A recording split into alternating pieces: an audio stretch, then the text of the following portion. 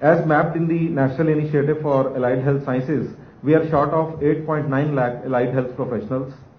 And considering the current norms of level 1 to level 5 trauma care, trauma setups, we are short of roughly 1,000 surgeons, general surgeons, orthopedic surgeons, neurosurgeons, 2,000 emergency medicine physicians that would be mission critical to the successful operation of the large infrastructure which is proposed and at variable stages of induction.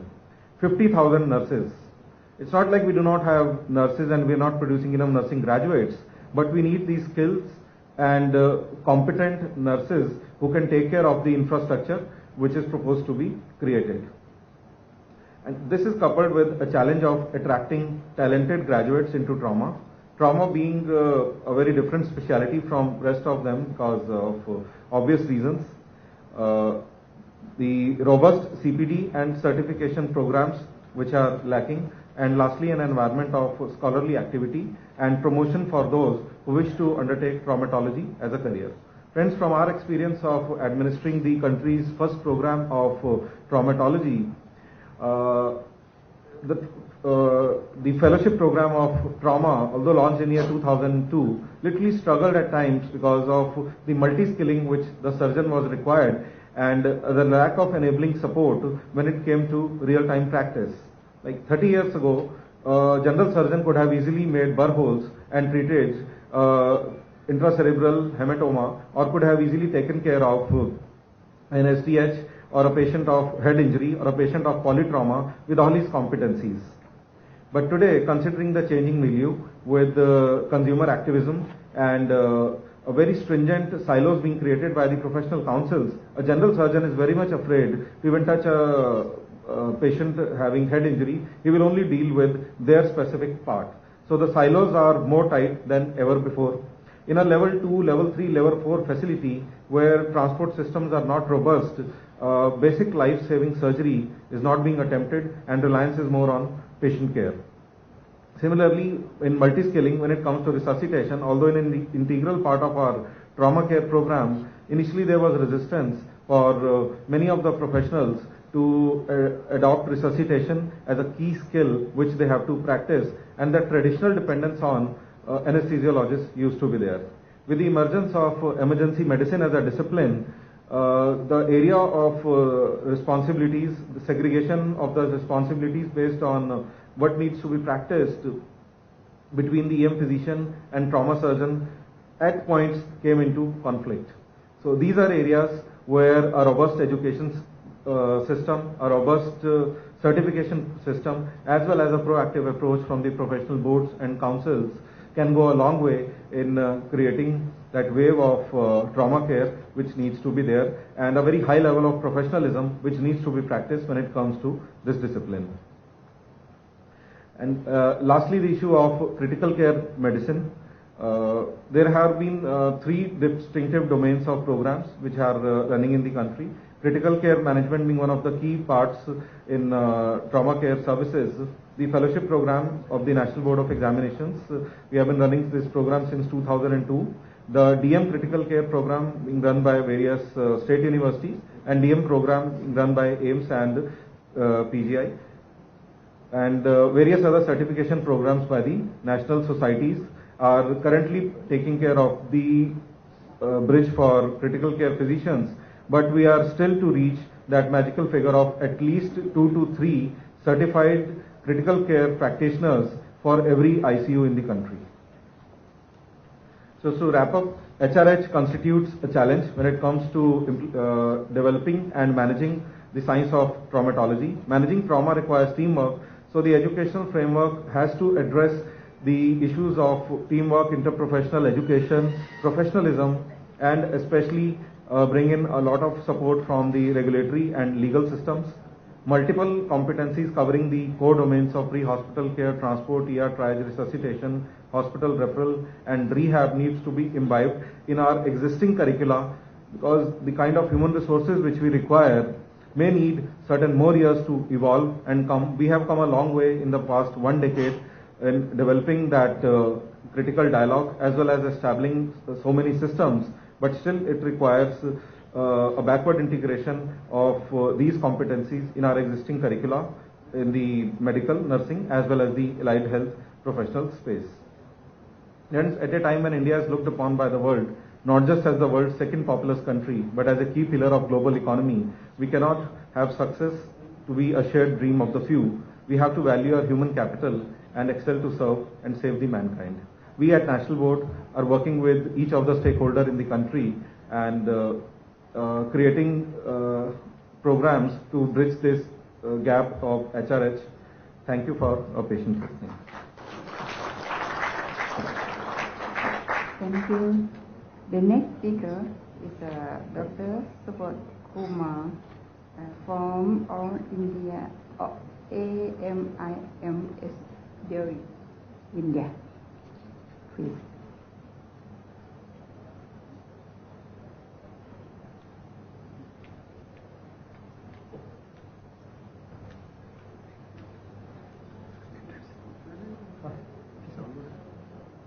Download इसको नहीं किया किया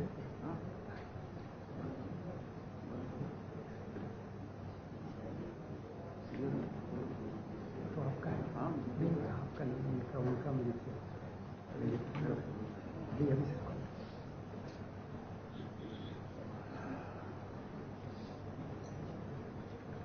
A very good morning and thank you, chairpersons. Yes, Professor Batra rightly said that there is a huge gap in the society in terms of the healthcare professionals, both in terms of doctors, nurses, paramedics, and how to fill this gap. And Moira in the morning rightly said the capacity building at individual level, institutional level, and the societal level, we need to work on this. How can we achieve this? By organizing conferences, by organizing meetings like this we are doing. Can we use telemedicine to fill this gap? Yes. It's a time saving. It saves money. You don't need to travel all the way from US to India or from Australia or this thing. And I'm happy to announce that this meeting we are webcasting. So this is a use of the telemedicine that somebody is sitting far off, 5,000 kilometers, and is watching and is being educated. So this is the Apex Trauma Center of AIIMS. Yes, there is a realization in the ministry, in the government level, and our Prime Minister, actually he's a very strong proponent of technology, and he emphasized that yes, we should use telemedicine more and more in the field of healthcare. And there is a network in the country. There is a National Resource Center which is located in SGPGI Lucknow. There are 6 regional resource centers. The AIIMS is a central regional resource center, and all these regional resource centers are interlinked with the National Resource Center and with each other. And every regional resource center have been assigned states and medical colleges. Like AIIMS, we have 5 states attached to us and 45 medical colleges. $20 million have been allocated for this National Medical College Network. In the first phase, 35 medical colleges are being developed with the facility of telemedicine and connected to these regional resource centers. In the first phase, $20 million. And I'm one of the member of that committee. This is the AIIMS telemedicine facility. These are the studios. This is old studio, and we are coming up with a new state-of-the-art studios in the our new building in the conference block where we took the group photograph yesterday. What you need to have at a telemedicine facility, we have all types of connections, linkages. This is a National Knowledge Network, NKN. Currently it's 2 Mbps speed, but soon we will have 100 Mbps speed network line. Its IP based VSAT is provided by the Indian Space Research Organization, ISRO. We have dedicated lines, ISDN, everybody knows that. we have broadband and Skype. Yesterday only, the day before yesterday only, there was a program in Kolkata, and our honorable director, he was supposed to be there during the inauguration, but because of prior engagements, he could not make it. So we could do that inauguration from his office through this Skype, and he attended the entire inauguration there. We have telemedicine connectivity intra-institutional to our all the satellite centers, the Ballabgarh. Soon we will have in the NDTC center in Ghaziabad, Haryana and Jhajjar. National connectivity, yes, we are committed to connect to all the, as I said, in the 5 states, 45 medical colleges. Not all these have the telemedicine facility, but yes, some of them have, and we are constantly in touch with them for all educational activities we are conducting at telemedicine facility. Internationally, we have a mandate, we have a program running with the help of the Ministry of External Affairs, the Pan-Africa Network. We are running regularly, we are running educational activities, we are delivering lectures to 52 African countries. We did a workshop we called all the stakeholders in the 45 medical colleges, and we trained them, and we told them that yes, this is the need of the hour and you should develop your facility in terms of telemedicine so that it will save time and money. This is one project that our Prime Minister recently inaugurated in Kyrgyzstan in July 2015, and it was inaugurated, and now we are actually linked to the Kyrgyzstan. And recently the team from the Kyrgyzstan visited the AIIMS, and under the chairmanship of our Deputy Director Administration, Shri Srinivasji, we interacted with them, and we could do a live teleconsultation with AIIMS Shimla. So we are involved in teleconsultations, teleeducation, teleconferencing, and others use of the telemedicine. We are offering online and offline teleconsultations. This is one very infamous case of food poisoning because of the ingestion of a fruit in Kerala, and we were involved in the online consultation. This is the offline consultation. Another example of teleconsultations. This is a Pan-Africa teleconsultation. Our neurologist, Dr. Manjari, she is giving an online consultation to the African countries. Tele-education we are involved in. Almost every department in AIIMS is involved in the tele-education. They are delivering lectures, doing CMEs, and telecasting to other centers. Not only in India, but overseas as well. Pan-Africa, this is a very ambitious project of Government of India through Ministry of External Affairs, and various lectures are organized every month, and almost every faculty is involved in this Pan-Africa project, delivering lectures and CMEs. You can appreciate these are the African countries, and even if I was just thinking the telemedicine and the trauma that what we are doing, we can, yes, extrapolate all these facilities to increase the awareness and for capacity building in the country. As I told you in the beginning that this meeting on trauma is, we are webcasting this meeting. This is one.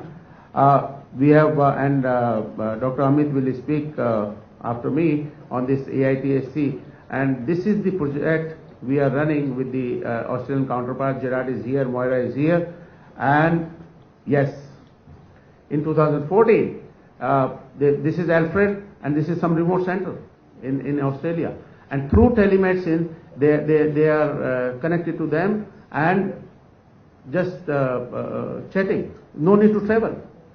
So it's a great facility.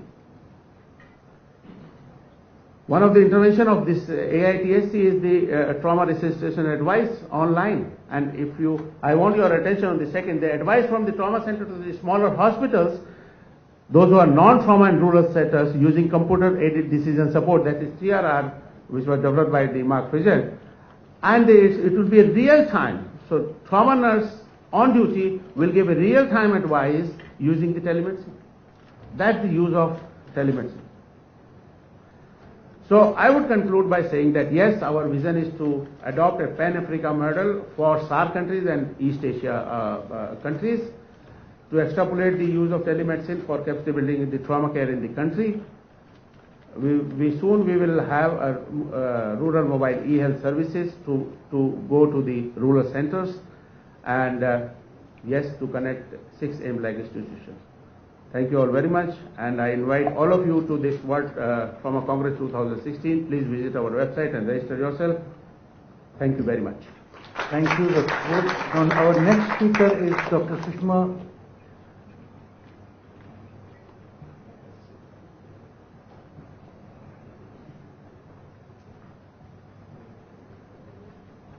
Good morning, all of you. There's a time my presentation is getting loaded. I think, Dr. Subodh, what we have done is all lectures on PowerPoint are uploaded on our website, available to anyone in the country to see what the lectures are. We are on telemedicine and all these things in a routine business, but what is essential is whatever is taught anywhere is available somewhere easily loaded. And therefore, your trauma protocol should be easily available to everyone in the country. You are not aware.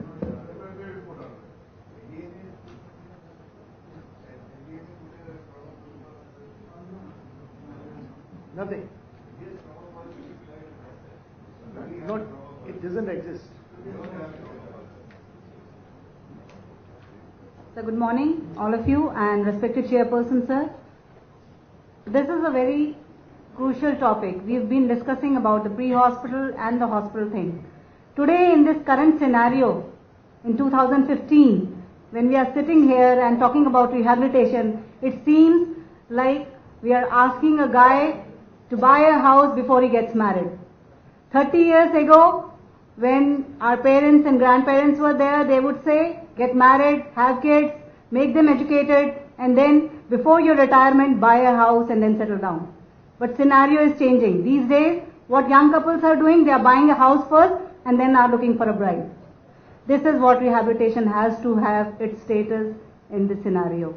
And on this note, I want to start that rehabilitation is until before you think of starting a trauma center, you have to have a good rehabilitation setup, then only you can sustain and then only you can survive, because outcome of your trauma care, a person with a vegetative life, a person who cannot walk, a person who cannot run, is probably giving a person who's not fruitful to the society. And then we are not going to achieve the goals which we want to achieve by giving a holistic care to a person. What we understand, and we have been listening since yesterday, that polytrauma is causing a significant disability. It is an acute disability which is occurring, and then the long-term disability, the amount and the strength and the burden is not yet fully understood. It is losing on an average 36 life years are lost per trauma cases. And it is associated with severe disability in more than over 45 million people each year. This is an article which was published by the WHO on the global burden of diseases. But despite of trauma implementation, we have paid very little attention towards the rehabilitation system. This is a slide which I have borrowed from Dr. Amit Gupta, and this is regarding our Australia-India trauma system collaboration system. And in this, there are 4 arms you can see, and in these 4 arms, if we see, there is prevention, there is in-hospital, there is pre-hospital care, hospital care, and this is rehabilitation. So in this project, we have given enough emphasis to this 4th arm, and this 4th arm is the pillar, and without this pillar, the house is not going to be stable enough.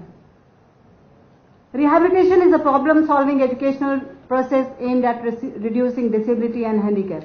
So we want to reduce the symptoms. We want to limit the level of activity and participation, because trauma is a victim who was not ill before he came to the hospital.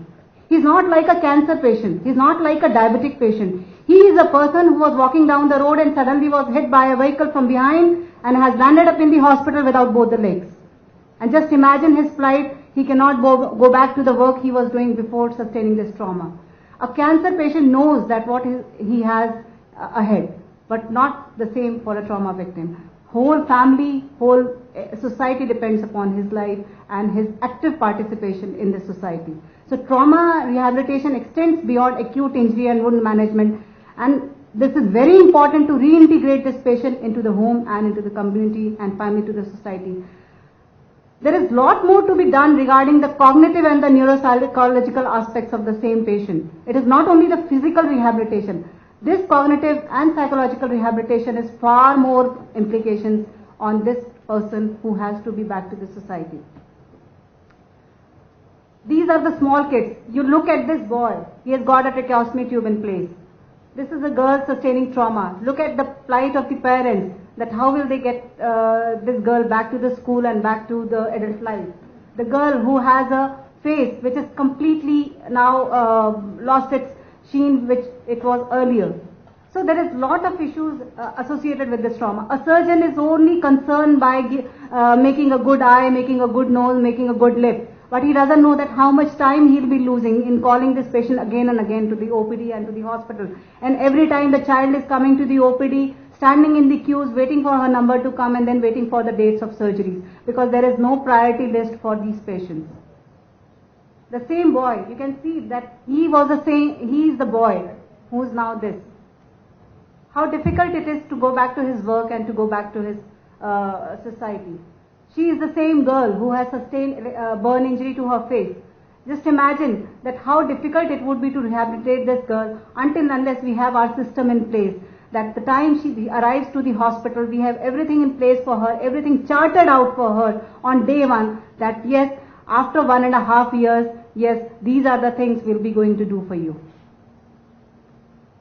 There are very many problems associated with it. I am not going into the details of the problems. There can be problems regarding the ventilation, their mobility, their neuropathies, pressure ulcers. All the surgeons who are working in the hospital, they can understand the plight of a person with bed sores. Nobody wants to admit them. Neurosurgeons refuse them. Neurosurgeons tell them to go to the orthopedic surgeon. Orthopedic surgeon will go ask them to go to the general surgery OPD. General surgeon will refer them to a plastic surgeon, but a plastic surgeon is more concerned about facelifts and hair transplants than to operate a bed sore patient. So where will these patients get admitted? A physical medical rehabilitation department do not exist everywhere in the country. And PMR doesn't have the facility to admit all such patients and to provide a surgical care to these patients. So these are the places wherein the rehabilitation mapping has to be done in the very beginning only.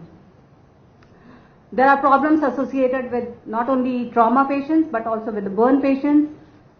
There was a very good review article I happened to find out, and which has studied a very extensive publications regarding the rehabilitation, and what they found was that very less people are able to resume to their pre-trauma level of activity, and early acute rehabilitation, if taken in time, can contribute to a shorter hospital stay and a better outcome.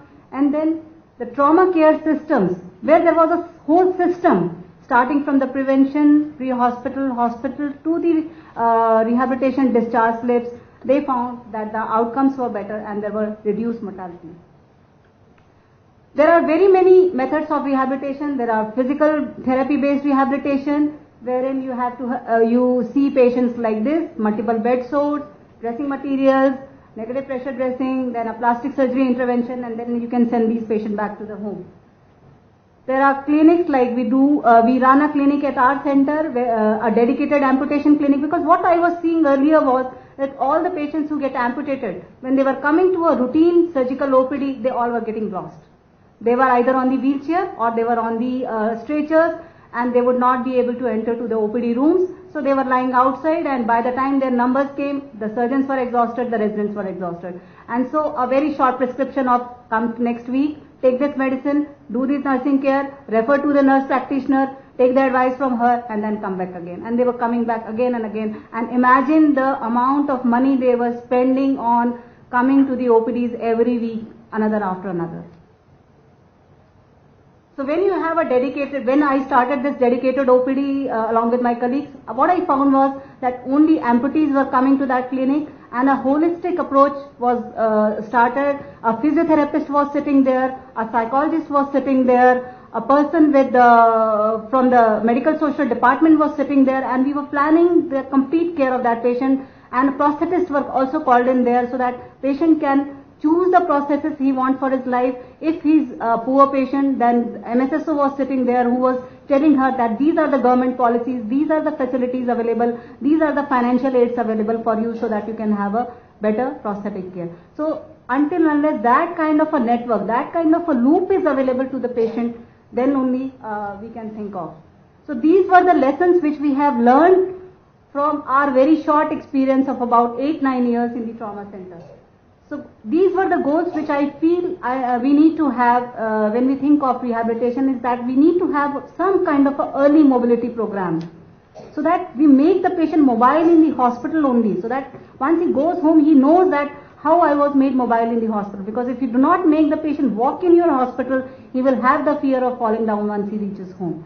Then there should be defined protocols, staff education, there should be some education protocols which are given not only to the patient but also to the caregivers. These are certain problem patients. When they sit together, when they talk together, they cohere with each other, they tell their problems, and sometimes it is the patient, they become the caregivers, or patient become the, I would say, like they become the best counselor for the other patient. So you have to have some kind of a system wherein all these type of patients can sit together, can discuss together, and can share their problems and can reach to some better outcome. What we see, what I have seen through the studies is that despite the high burden of disease, not in many countries there is data regarding the rehabilitation protocols and the programs. And the lower middle income country, I can understand the problem, but the same problem is existing in the developed countries also. And what they say is that injury is sheer bad luck of that person. It was an accident. And that's why we have to get off that stigma of accident. They are not accidents. These are something which we have created. We have given them bad roads. We have given them bad lives. We have made them walk in the roads or ride the bikes without helmet. We have made them drive the vehicles in a drunken state. We have made them not use the seat belts. So it is our fault. It is the fault of the society and the person who are enforcing the laws. So we all are responsible for this poor lack of rehabilitation programs. There are certain programs which are existing in USA. They have a fatality analysis reporting system wherein they are analyzing that why these fatalities are occurring and where are the gaps. Similarly, in Australia, there is a very good system, Australian Rehabilitation Outcome Centers they have there, and wherein they have more than 170 accredited Australian rehabilitation facilities, wherein they are analyzing that at what level the gaps are existing and how these gaps are filled. And I would say that these kind of models we need to have for all our ASEAN countries and for all the low income countries.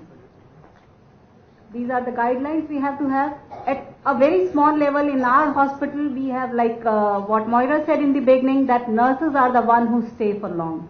So the emphasis should be given more onto the training of the nurses. In our hospital, we started a program wherein there are dedicated wound care nurses. And from the very beginning, from the time the patient is admitted, they talk with the patient, they see their wound, until the time the patient gets discharged, they follow up him and then keep on giving them the advices. They give them the manual. This manual is written by our nurses only. They have written this manual, and then now they have started distributing this manual before they go home. Patients on tracheostomy, patient on colostomy, patient with amputation, patient with bed sore. So all kind of instructions are given in this manual, and this is in both Hindi and English.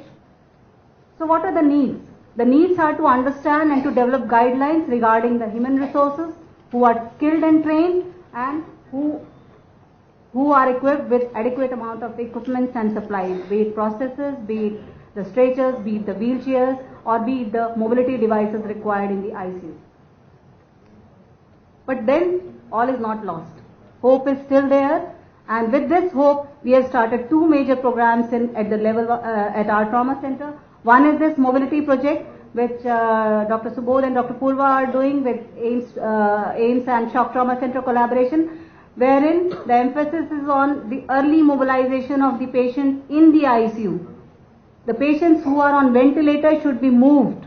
They have to be holded on to the slings so that they can be made to move, they made to change their postures, and made to be get away from their bed, so that we can avoid lot many complications regarding the respiratory system and regarding the skin care. And then there is another project which is coming up on a very large scale. Initiative is taken by the ICMR, wherein there is, to begin with, a registry has to be developed regarding the National Disability Rehabilitation and Research Network, and 11 medical colleges have to be collaborated with this thing. As a pilot, we'll be starting the project at Trauma Center, wherein we have modified the ICF form, the International Classification for Disability form. It is a very exhaustive form, but we have compiled into 4 pages. And with this modified form, we want to assess that how many disabled persons are coming to the hospital and what is happening to them once they go back to their homes or to the rehabilitation or to the centers wherein they have to be transferred.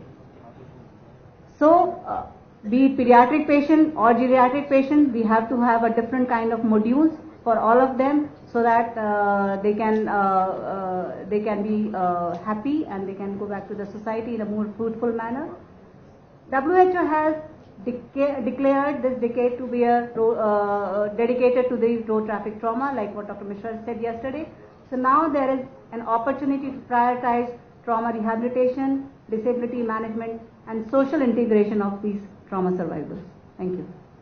Thank you, Dr. Sushma. We have our last speaker, Dr. Amit Gupta, who is going to talk on collaborations in trauma system research.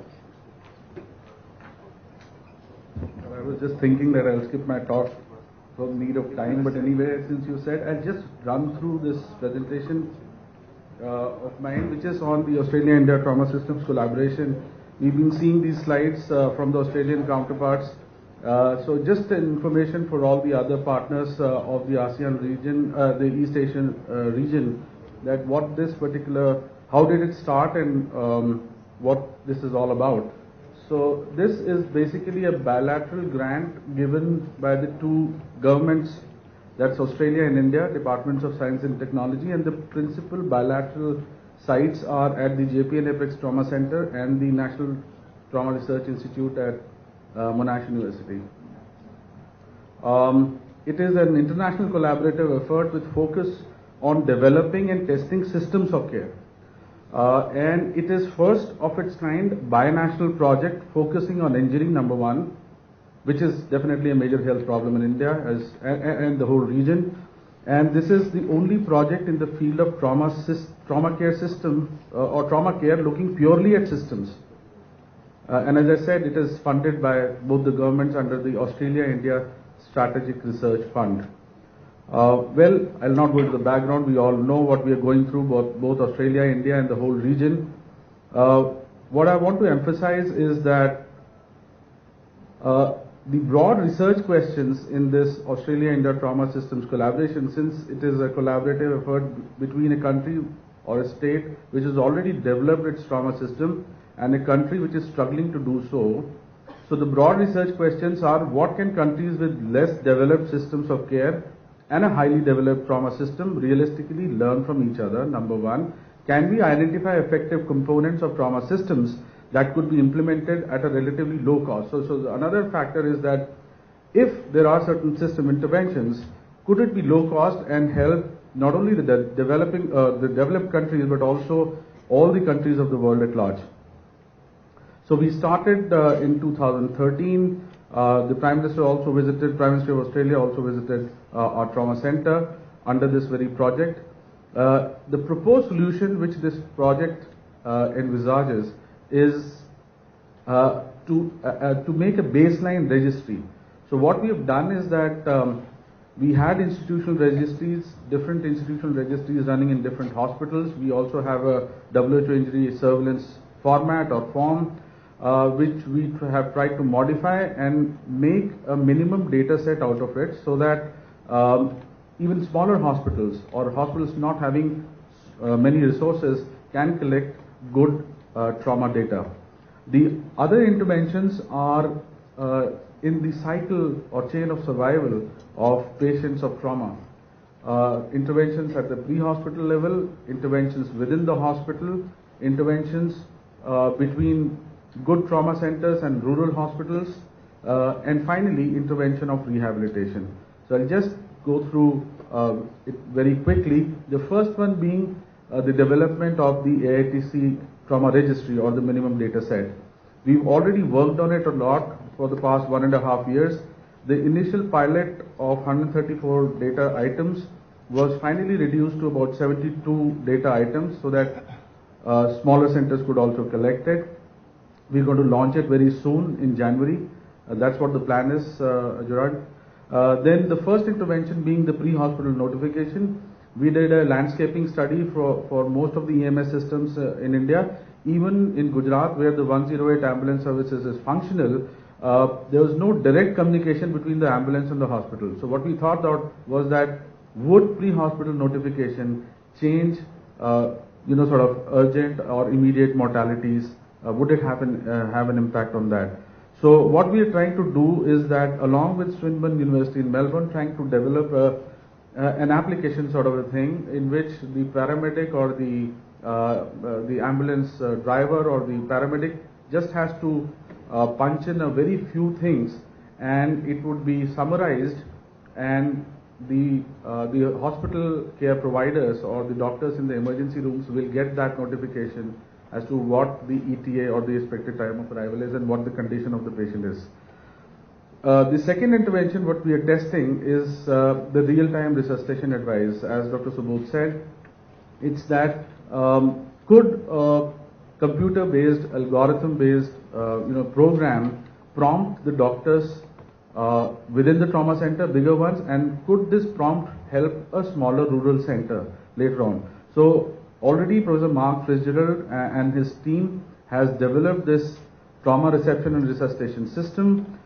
They've tested it, but it's not been tested in countries where proper trauma education is still not there. So we're going to test it, pilot test it first in the Apex Trauma Center, and then also we have a plan to test it in our rural health center at Balabgarh. This is just to tell you what. And the third intervention is the trauma quality improvement program. We know that WHO is very conscious about the surgical, sort of safety checklist.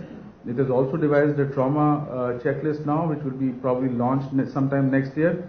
We are also very cognizant of the fact that trauma, because it's a time-sensitive, sort of disease, and time is very, sensitive to the outcomes. We wanted that all the doctors, nurses, paramedics in the trauma centers where this study is going on should be trained not only in the basic life support protocols, but also how to maintain quality of care by TQI programs in the hospital. So we've initiated them. We've already run workshops in all the centers, and we continue to do that in the course of this project. And the last intervention would be something to do with rehabilitation. We would develop something like either a smartphone application based or paper based handouts for and to test them scientifically for the outcomes of lower limb fractured patients. So that's our final intervention, and we'll see how quality of life and sort of back to work timings reduce or not. Well, overall goals, as I said, of this project would finally be able to deliver on the data set, minimum data set or registry. A lot of manpower training is going on through this project, and we also want to develop our own. The WHO already has a TQI program, but we want to develop an Indian TQI program which is applicable to Indian centers. Well, obviously, expected outcomes would be to test and to test the feasibility, number one, of all these interventions, to build capacity, to enhance the knowledge in general of the trauma professionals here in India and also in Australia, and finally lay down sort of foundations of a trauma registry. Well, what would a developed nation like Australia gain, or other developed nations? This is just a news item a month back in the newspapers, that Indian medicine at 100th cost saves Aussie's life. This was about medicine, hepatitis C medicine, which he finally took to Australia, and now many more people are being benefited in developing it. So low cost systems are something what we are looking at. This is our project team from India. We've got many members here. UCMS in Delhi, the Sion Hospital in Mumbai, the VS Medical College Ahmedabad, major free hospital caregivers in the country, that's CATS in Delhi, 108 in Gujarat and BVG in Mumbai. From Australia side, the NTRI, the Australian Trauma Quality Improvement Program, the Victorian State Trauma Registry, the Ambulance Victoria, many more people from, and internationally obviously there are many associations and people from these associations associated with the project, the WHO, the YATSEC, the IAIIMS, and I would, so it's not an exclusive group, it's an inclusive group, and if some members of the delegations from various nations feel that they could be productive, they could join, they're most welcome to join this effort. Thank you so much.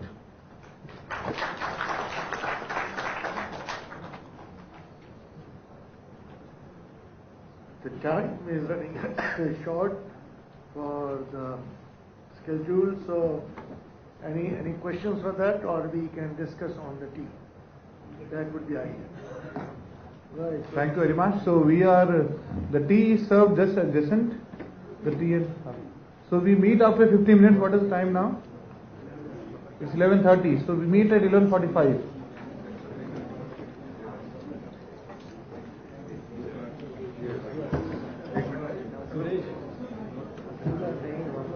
Excuse me.